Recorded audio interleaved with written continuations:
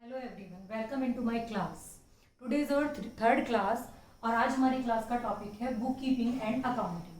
हमने अपनी पिछली दो क्लासेस में पढ़ा कि हमें अकाउंटिंग की ज़रूरत क्यों होती है और अकाउंटिंग एक्चुअल में है क्या। आज हम बात कर रहे हैं बुक कीपिंग एंड अकाउंटिंग की। बहुत सारे लोग जो हैं बुक कीपिंग और अकाउंटिंग को एक दूसरे का सिनोनिम समझते हैं, मतलब पर्यायवाची समझते हैं कि बुक कीपिंग और अकाउंटिंग जो है वो सेम एक ही वर्ड के दो नाम हैं, लेकिन ऐसा नहीं है। बुक कीपिंग अलग चीज़ है, अकाउंटिंग अलग चीज़ है।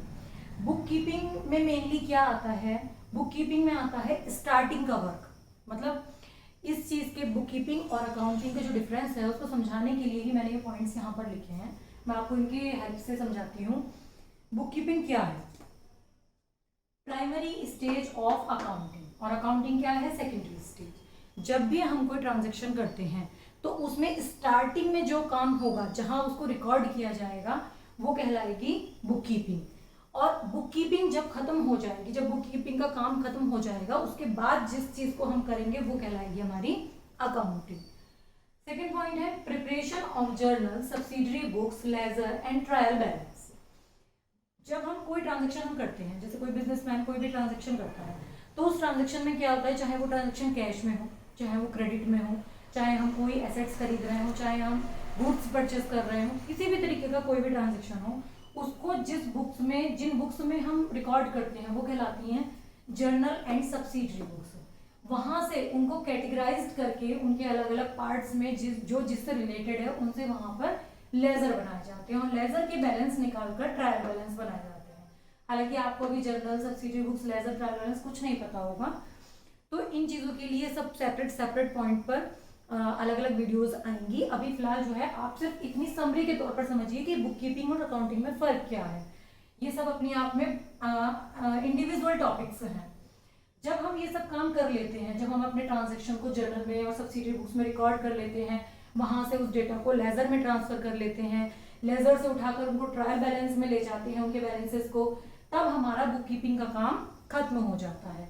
आफ्टर दैट शुरू होता है अकाउंटिंग का काम। अकाउंटिंग में क्या होता है? अकाउंटिंग में होता है preparation of final accounts, reports and finding out net results. मतलब जब हमारी बुक कीपिंग से जो डेटा हमारे पास निकल कर आया, मतलब जो ट्रायल बैलेंस में हमारे अकाउंट्स के जो बैलेंसेस हमारे पास आए, उन बैलेंसेस से हम बनाते हैं फाइनल अकाउंट।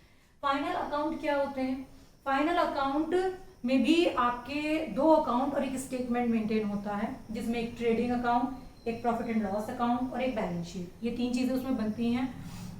और बेसिकली उसका पर्पस क्या होता है कि हमारे बिजनेस की फाइनेंशियल पोजीशन कैसी है, हमारी एसेट्स कितनी है, हमारी लायबिलिटीज कितनी है, हमारे डेटर्स, क्रेडिटर्स कितने हैं, और हमारी फाइनेंशियल पोजीशन कैसी है। मतलब हम एक ऐसी कंडीशन में है कि अगर हमने कहीं कोई पैसा दिया है तो हम उसका पेमेंट कर लिया है, तो उसका हम पेमेंट कर सकते हैं या नहीं कर सकते हैं, और बिजनेस हमारा प्रॉफिट में है या लॉस में है।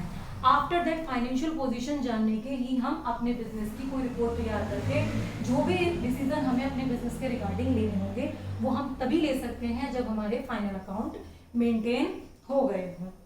थर्ड पॉइंट है हमारा clerical routine work not require special ability. जो बुक कीपिंग का काम होता है वो क्लरिकल टाइप का होता है, जो डेली रूटीन वर्क में होता है। मतलब डेली ट्रांजेक्शन हो रहे हैं, डेली आपको उनको रिकॉर्ड करना है। उसके लिए कोई स्पेसिफिक बहुत ज़्यादा एबिलिटी की या नॉलेज की ज़रूरत नहीं होती है। एक जिसको जर्नल और लेजर और ट्रायल की थोड़ी नॉलेज है वो भी इस काम को कर सकता है। लेकिन अकाउंटिंग में high level of special knowledge and ability as analysis, interpretation and decision making functions. लेकिन अकाउंटिंग के लिए हाई लेवल स्पेशल नॉलेज की जरूरत होती है, क्योंकि इससे हमें पहले फाइनल अकाउंट बनाने होते हैं। उन फाइनल अकाउंट के थ्रू उन फाइनल अकाउंट को बनाकर उनको एनालिसिस किया जाता है, इंटरप्रेट किया जाता है, और उसके बाद उनके कंक्लूजन से हम कोई डिसीजन अपने भविष्य के लिए ले सकते हैं कि हमारे बिजनेस की स्थिति कैसी है, हमें आगे क्या करना चाहिए। फोर्थ पॉइंट है initial and whittle part of accounting not depend on accounting. जो बुक कीपिंग है वो इनिशियल पार्ट है। अकाउंटिंग जो है वो बुक कीपिंग पर डिपेंड करती है, लेकिन बुक कीपिंग जो है वो अकाउंट पर डिपेंड नहीं करता, डिपेंड्स ऑन बुक कीपिंग, क्योंकि पहला काम जो है वो बुक कीपिंग का है, अकाउंटिंग बाद में आती है। तो अकाउंटिंग जो है वो बुक कीपिंग पर डिपेंड है। जब तक बुक कीपिंग कंप्लीट नहीं होगी अकाउंटिंग का काम शुरू नहीं होगा, लेकिन बुक कीपिंग जो है वो अकाउंटिंग पर डिपेंड नहीं है। फिफ्थ पॉइंट है book keeper is not responsible for the work of accountant and accountant is responsible for the work of book keeper. चूंकि अकाउंटेंट अपना काम बाद में करेगा तो बुक कीपर की तो कोई रिस्पॉन्सिबिलिटी नहीं है कि उसने क्या किया क्या नहीं किया, लेकिन जो अकाउंटेंट है वो बुक कीपर के बाद अपना काम करेगा। मतलब जो इंफॉर्मेशन बुक कीपर ने अकाउंटेंट को दी है उन्हीं इंफॉर्मेशन को यूज करके book keeper final account maintain करेगा और उन अकाउंट्स के बेस पर बिजनेस की फाइनेंशियल पोजीशन का पता लगाया जाएगा और उससे हमें पता चलेगा कि हमारा बिजनेस प्रॉफिट में चल रहा है या लॉस में चल रहा है। तो इसलिए अकाउंटेंट जो है बुक कीपर अगर कोई गलती करता है तो उसे ध्यान देना होगा इस बात पर कि बुक कीपर ने कोई गलती तो नहीं की है। इन बुक कीपिंग और अकाउंटिंग के इस डिफरेंस से जो कंक्लूजन निकल कर आता है वो ये आता है कि accounting starts where book keeping ends. जहां पर बुक कीपिंग खत्म हो जाती है वहां से अकाउंटिंग स्टार्ट होती है। तो इसका मेन जो मकसद है सारा चीजों का वो ये निकल कर आता है निचोड़ कि बुक कीपिंग और अकाउंटिंग दो अलग अलग चीजें हैं। बुक कीपिंग प्राइमरी पार्ट है और अकाउंटिंग सेकेंडरी पार्ट है। बुक कीपिंग के लिए कोई स्पेशल नॉलेज नहीं चाहिए, लेकिन अकाउंटिंग के लिए स्पेशल नॉलेज चाहिए और बुक कीपिंग के बेस पर ही अकाउंटिंग की जा सकती है। Thank you everyone.